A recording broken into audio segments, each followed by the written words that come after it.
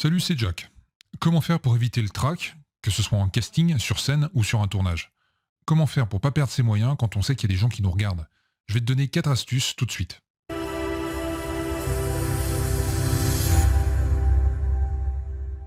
Si le métier d'actrice ou d'acteur t'intéresse, je te recommande de t'abonner à la chaîne pour recevoir toutes les vidéos. Et puis je te conseille aussi d'aller jeter un œil aux emails privés, c'est un petit groupe privé pour les actrices et les acteurs qui veulent se lancer. Je t'en dis plus dans le lien sous la vidéo. Tu savais que parler devant un public, ça fait partie du top 3 des pires peurs qu'ont les gens? Ça touche plus de monde que la peur des araignées, des serpents ou des rats. Le trac, c'est quelque chose qu'on a ou qu'on va tous ressentir à un moment ou un autre, que ce soit dans la vie, sur un tournage ou sur une scène. Tiens, écris-moi dans les commentaires les moments où tu as eu le plus de trac et aussi dis-moi ce que tu fais pour gérer ça. Généralement, c'est surtout lors de la préparation et juste avant l'événement que tu vas sentir le trac monter.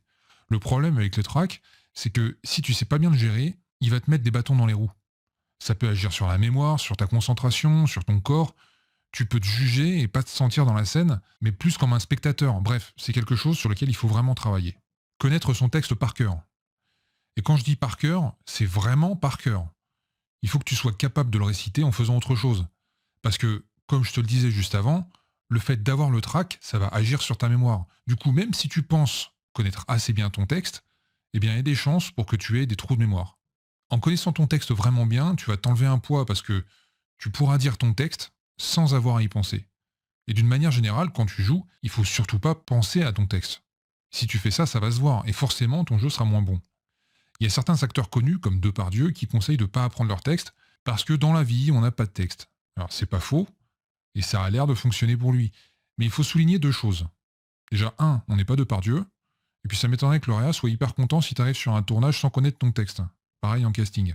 Et puis deux, si tu sais pas ton texte, ça te sera quasiment impossible d'être au présent de la scène. Et être au présent, c'est une des clés fondamentales du jeu d'acteur. Donc apprends ton texte vraiment bien, parce que rien que ça va t'enlever une bonne partie du stress que tu peux avoir avant de jouer. 2. L'exercice physique. Et là, je te dis pas d'aller faire un marathon avant de jouer. Mais juste avant de jouer, tu peux faire quelques pompes, des squats, des étirements, un peu comme si tu faisais un échauffement avant une séance de sport. Le fait de faire un peu d'exercice, ça va libérer plusieurs hormones, dont la dopamine, qu'on appelle aussi l'hormone du plaisir. En gros, ça va réduire ton stress et te mettre en meilleure disposition. Essaye plusieurs choses, mais c'est bien de faire travailler tout le corps. Par exemple, des squats pour le bas du corps, des pompes pour le haut. Mais si tu veux faire d'autres choses, tu peux. L'idée, c'est de trouver ce qui te convient le mieux. Parce que c'est sûr que faire des pompes en attendant de passer ton casting, c'est peut-être pas ce qu'il y a de plus pratique. Par contre, c'est très bien avant d'aller sur scène, par exemple. 3. Concentre-toi sur ton partenaire. Souvent, avec le stress, on devient conscient de tout ce qu'on est en train de faire. C'est vraiment comme si on se voyait en train de bouger ou de parler. Résultat, on va se juger soi-même. C'est-à-dire qu'on va se dire non, il faut pas que je bouge comme ça, ou alors pourquoi j'ai dit ça comme ça, ou alors on attend juste le dernier mot de la réplique de son partenaire avant de pouvoir dire la sienne. Le résultat, c'est qu'on ne sera pas à l'aise, et ça risque de se voir. Pour faire taire cette petite voix qui nous juge, il suffit de porter son attention sur son partenaire, sur ses réactions, ses gestes, sa façon de parler, et tout ce qu'il veut dire derrière les mots, c'est-à-dire son sous-texte. En te concentrant sur ton partenaire, tu verras que tu seras beaucoup plus dans le présent de la scène, et plus du tout dans ta tête. Et ça, c'est vraiment une astuce que devraient utiliser tous les acteurs parce que ça fonctionne très très bien. Par contre, il faut savoir son texte sur le bout des doigts, parce que là, on pense plus du tout à ses répliques. 4. Respiration et visualisation. Rien que le fait de respirer calmement avant de jouer, ça peut faire baisser ton niveau de trac. Tu prends de grandes inspirations, lentes et profondes, et tu expires lentement aussi. Au début, si tu sais pas trop comment faire, tu peux compter jusqu'à 5 à l'inspiration et 5 à l'expiration. Rien que ça va te recentrer, t'oxygéner et te relaxer. En même temps que la respiration, tu peux faire un exercice de visualisation. Imagine quelque chose de positif, de bénéfique, quelque chose qui te met dans un état agréable. T'es pas obligé de suivre ces 4 conseils.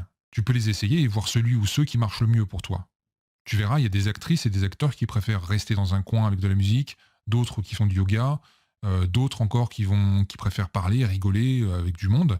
Le tout, c'est de trouver ce qui fonctionne pour toi. Voilà, c'est la fin de cette vidéo. Mets un like si ça t'a plu. Si tu veux faire partie de ceux qui reçoivent gratuitement mes emails privés, tu peux cliquer dans le lien sous la vidéo. Je te dis à bientôt.